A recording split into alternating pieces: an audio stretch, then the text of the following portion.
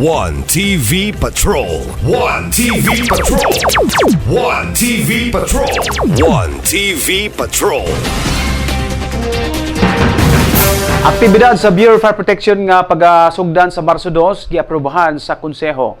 Aprobado na sa Konseho sa Dakbayan sa Osamis ang resolusyon sa Bureau of Fire Protection nga naghangyo og pagtugot sa Konseho alang sa serye sa mga aktibidad nga pagasugdan sa Marso 2. Ang Fire Prevention Month 2026 kick-off ilusad sa Marso 2 pinagi sa motorkada nga himuon sa sentrong bahin ng syudad aron ipahibalo sa publiko nga mas magbinantayon pa ang katawhan sa paggamit og kalayo gumikan kay ang bulan sa Marso maoy adunay taas nga mga kaso sa sunog. Tipikog bahin sa Longman Fire Prevention Observance ang pagbisita sa mga personnel sa Bureau of Fire Protection sa mga barangay o mga opisina sa gobyerno o pribado.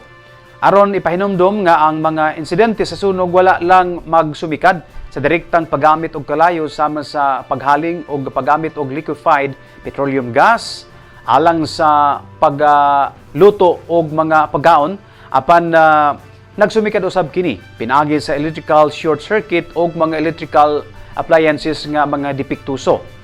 Ang ingon niini nga mga aktibidad labi na sa mga national agency nga nagpalikay o nagpakgang sa posibleng disgrasya suportado kaayo sa Asin sa Osamis Administration. The last but not the least, upon session number 15, resolution approving the Fire Prevention Month motorcade on 2 March 2026 by the Bureau of Fire Protection in Osamis City. I move the motion on Rosel as chairman of the committee on Peace and Order to approve this resolution on the proceeding with reservations. Move by the Honorable Majority Floor Leader to pass this resolution the first reading with reservation. Motion approved. To promote the Fire Prevention Month of the Bureau of Fire Protection and the public interest, I move the motion to approve this resolution for the second and final reading, waiving the internal rules. For promotion of this request resolution, the Honorable Majority Floor Leader is passing this resolution approving the Fire Prevention Month.